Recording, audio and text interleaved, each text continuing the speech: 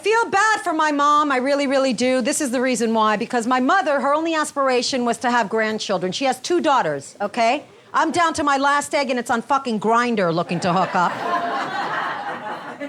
And in all realness, like even when I was fertile, extremely fertile, when I was younger, I had all these body dysmorphic issues. I was bulimic, and you simply cannot throw up a baby. Trust me. My sister... I tried. It doesn't work, bitches. Trust me on this.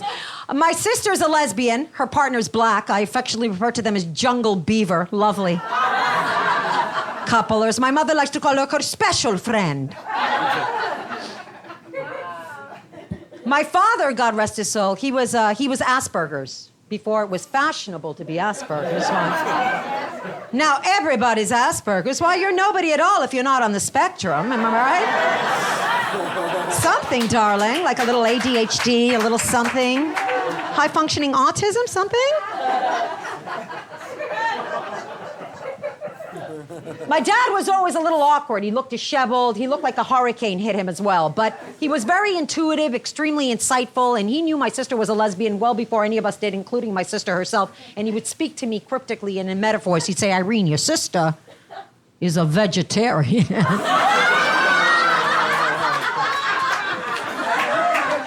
She likes cats. I'm like, I got the metaphor, Dad. Got it! Oh, Jesus. Love going home to visit family members. It's always really fun. I saw my cousin. She's like a sister to me. I mean, we grew up together. Sadly, she put on about 90 pounds since the last time I saw her. I'm not even kidding, in 1 year. And what's really disheartening, she's not accepting responsibility for her weight gain. She keeps blaming her baby. I know. I'm like, sweetie, you adopted. Okay, shut the fuck up. Get your ass to the gym or do what I did in the 90s. Get jacked up on blow. Anyone? And start practicing yoga. Or as I like to call it, bloga. It's fantastic. I love my cousin, actually. She did a very altruistic thing, very lovely thing. She not only adopted the infant that she has, but she also adopted her 3-year-old sibling. How lovely is that? It's a beautiful thing to do, I know. See, now I don't have any kids. You're welcome.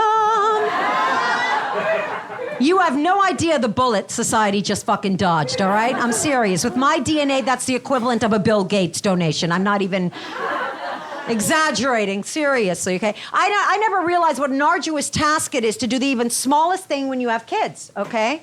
Even just getting into a car becomes this Herculean experience. Like you have to put them in their separate car seats in the back, strap them in. I'm thinking to myself, my God, when I was 3, I didn't have to wear a seatbelt.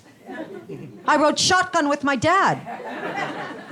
Who else was going to hand him a cold one out of the cooler? That was my job, lighting his cigarettes. Yeah, that and lighting his cigarettes. There's no snoozing on the job. Oh, man. My other cousin was there. It was really good to see her. She recently had a baby. Now, I come from a sizable Greek family. Greek people, culturally and traditionally, if we have a child, we're obligated to name our children after our parents. That's why if you ever walk into a Greek diner and you hear the name Nick, obsessively, the fuckers don't have Tourette's. That's just the only name in the family. They're all named after their grandfather, Nick. That being said, my cousin Joanna decides to sidestep this long-standing tradition. She goes into one of those baby books and she names her daughter Arcadia, which is a beautiful name by all standards. I love the name Arcadia, unless you're Greek. Because in Greek, the word Arcadia means testicles. So my Uncle Nick is having a conniption. He's like, Joanna, goddamn, we're Greek.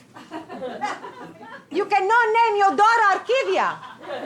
What's gonna happen when Costa comes over? Ah, Nico, eh? Your granddaughter, she's beautiful. She has your eyes. What's her name? Ah, her name is Balls. And Greek people are notoriously hairy, so she will be Hairy Balls. That's a pretty name for daddy's little girl, right?